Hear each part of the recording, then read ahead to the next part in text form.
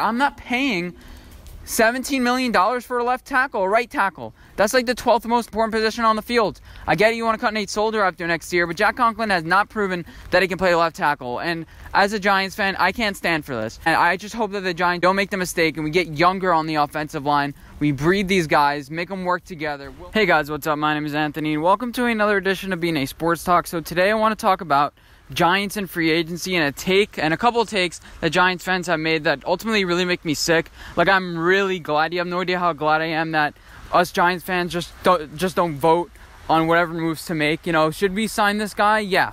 How much should we sign him for? This amount of money. I'm so glad that we don't do that because Jack Conklin, a lot of people want him.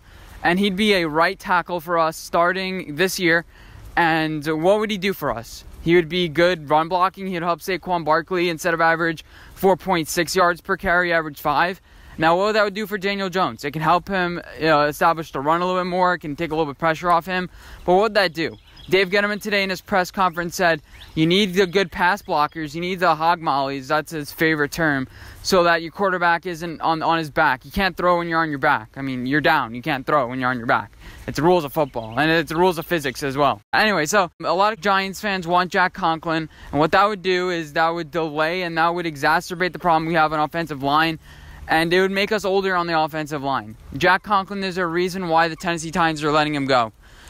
If he was such a great right tackle, they would have moved him over to left tackle, moved on from their aging left tackle, and yeah, they would have kept him. Yeah, $15 million is a lot to spend on a left tackle. There's a reason why that left tackles get paid a lot of money ultimately really, don't work. Because by the time they get to that age, they're old, and teams move off them, and you have teams that are desperate who are willing to pay that much money, sign those guys. That's what happened to the top left tackle free agents.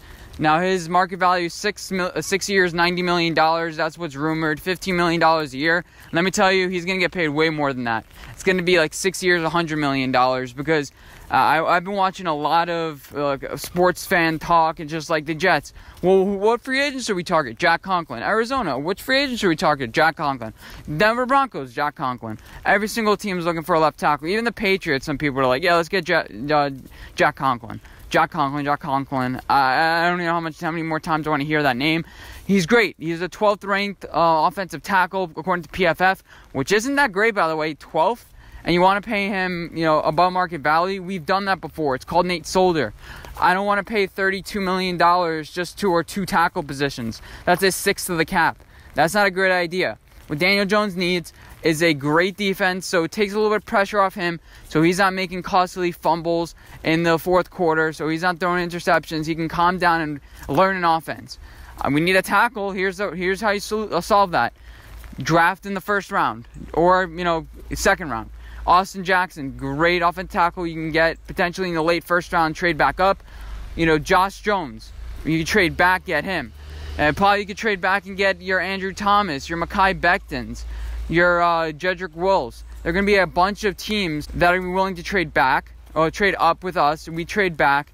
And, we're going to be able to get a decent enough left tackle. Let's get the best left tackle on the board. We selected who we thought was the best cornerback on the board. We had the first pick at cornerback pretty much in the draft last year.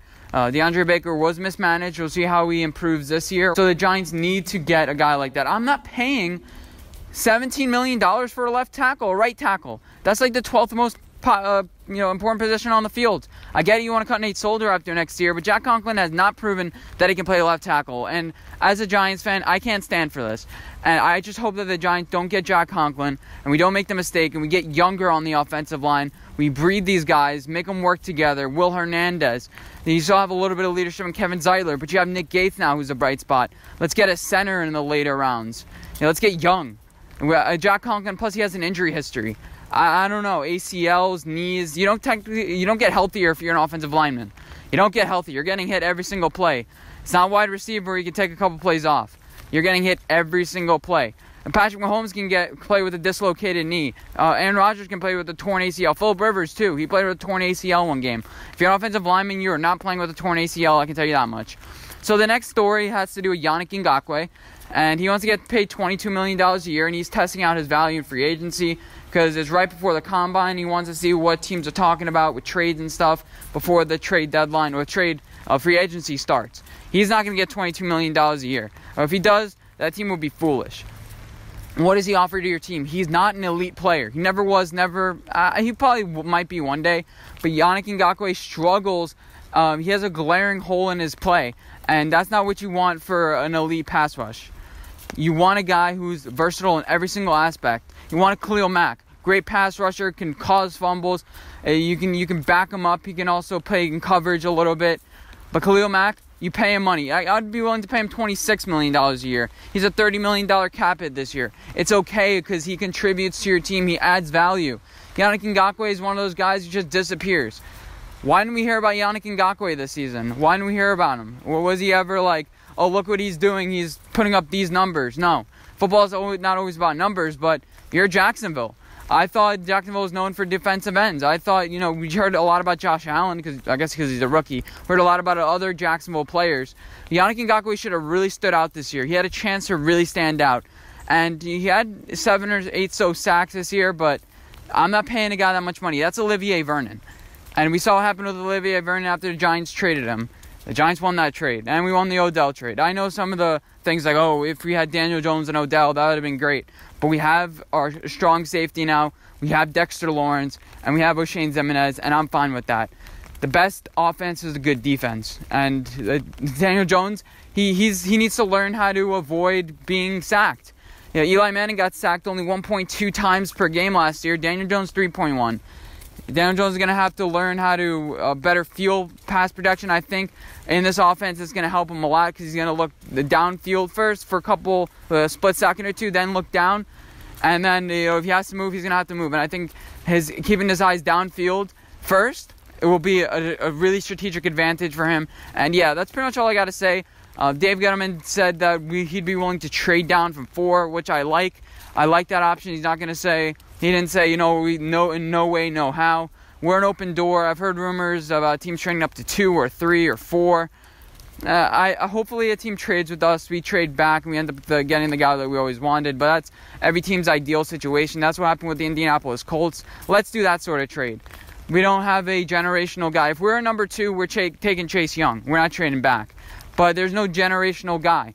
People say Isaiah Simmons, but we'll see we'll see about what happens in the combine. I'm excited. Let me know if you guys are excited. And yeah, I hope you guys enjoy this video, and I'll see you guys in my next one. Bye, guys.